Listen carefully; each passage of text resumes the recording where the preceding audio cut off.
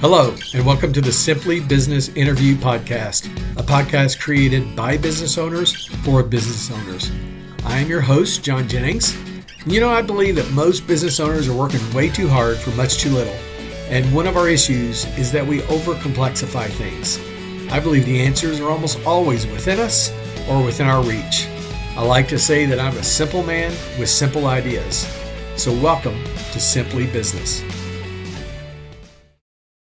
Hey everyone, today is a little special episode. It's our 41st. We've completed 40 episodes, and we've completed 12 months of running the Simply Business podcast. And it's been a great journey.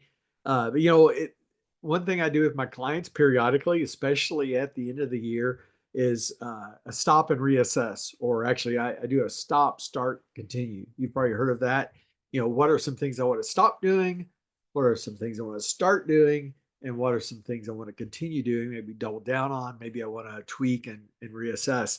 And I did that with my business, and I also have done it with my podcast. And hopefully you'll be happy to know I'm going to continue doing it, but I am going to make some changes, some starts and stops in the background, stuff that you may not notice, but to make it more efficient and hopefully more effective for you and for me.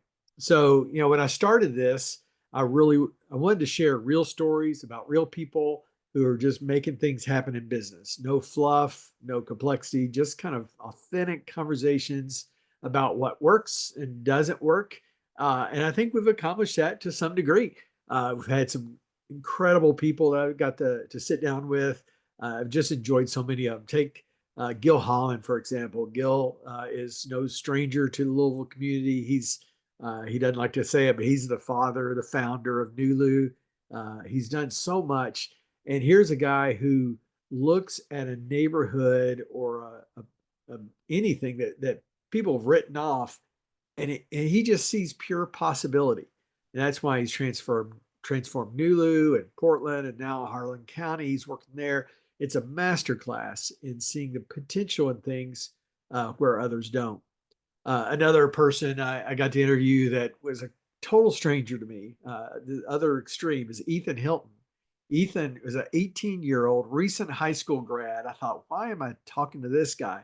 He had already built and exited one seven-figure business. He was on his third or fourth business. Now he's a co-founder of an AI company for attorneys, doing incredible stuff, heading off to college. He's going to make a world of difference. I'm just so impressed by this guy. I really believe someday, we're going to think of him along the lines of names like Musk and Gates and he's just got that kind of just charisma about him and intelligence about him. There's so much he's going to do. But just thinking back, what were some of the common themes? I saw passion, I saw innovation, I saw resilience, and I saw commitment. Sometimes that commitment was to the community, sometimes it was to their culture or to their industry. I just saw that over and over again: passion, innovation, resilience, commitment. Passion is that fuel that drives entrepreneurs to overcome obstacles and just keep on going. It's that unwavering enthusiasm that propels folks to pursue their vision relentlessly. It helps you overcome the challenges that you deal with as being a business owner or an entrepreneur. One of the conversations I think of when it comes to passion is Kirsty Matzik, who's the CEO of Shawnee Christian Healthcare in West Louisville. She's not a business owner or an entrepreneur per se, but her journey from starting from a receptionist and rising through the ranks to now being a CEO really just shows what passion can do for you in your career. She has a passion for healthcare and community service, and she's dedicated to improving healthcare in underserved areas, and she's making a meaningful impact. When I think of innovation, I think of just how people are constantly looking at this ever-evolving business landscape and challenging the status quo, about finding creative solutions. I'm blown away by people who see a problem that stares the rest of us right in the face and we don't do anything about, but they go, no, I'm going to do something different. Brandy Harless, co-founder of Prevent Scripts, is innovating through her work in healthcare technology. It's been a decade long journey in building this company, and she's had to pivot and adjust how she does pitches, and she's iterated on the product several times. And she just has that commitment to improving preventive healthcare through technology, and just that ability to continue to work through and adjust and pivot has been amazing. Or, gosh, another person who innovated in healthcare is Denise Sears, who's the CEO of SOS International. She led them to 500% growth. But what was more amazing over the growth was just how she literally saves lives by rescuing surplus medical supplies and getting them into the hands to the communities that need them most. Talked about resilience. Resilience, boy, so many people talked about the challenges of being a business owner or the founder or being the founder of the business. Um, one person, that speak to that was Megan Williams, COO of Meritrust.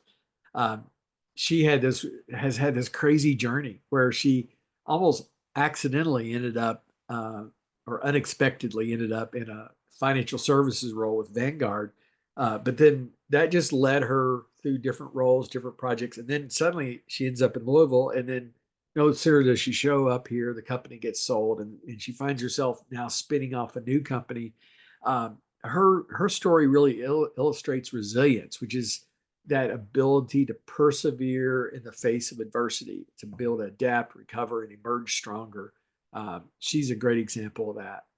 And then commitment, obviously I already talked about Gil Holland, talked about a guy who's committed to the community, but also Vaughn Scott, who's the CEO of Axiom Financial Strategies. He focuses on working with entrepreneurs and family businesses, and he brings us kind of valuable insight into building and maintaining that entrepreneurial spirit in those businesses.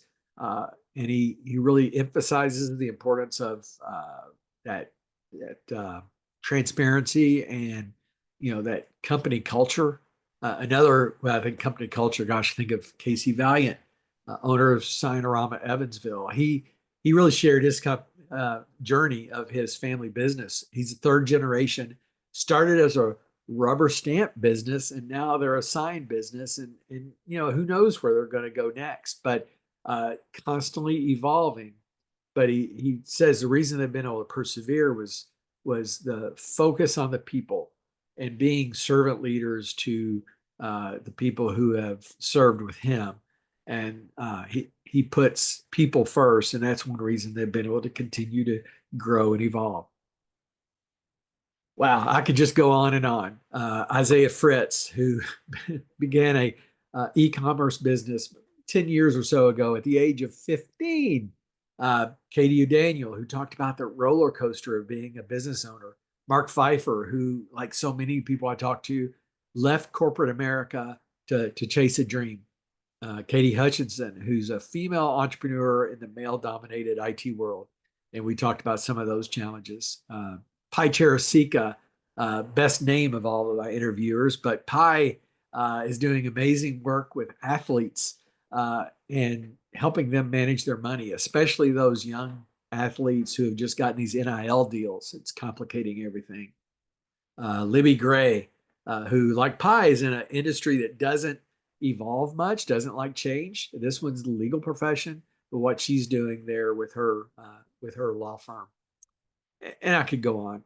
We've had 40 great interviews. We're going to have at least 40 more great interviews this year.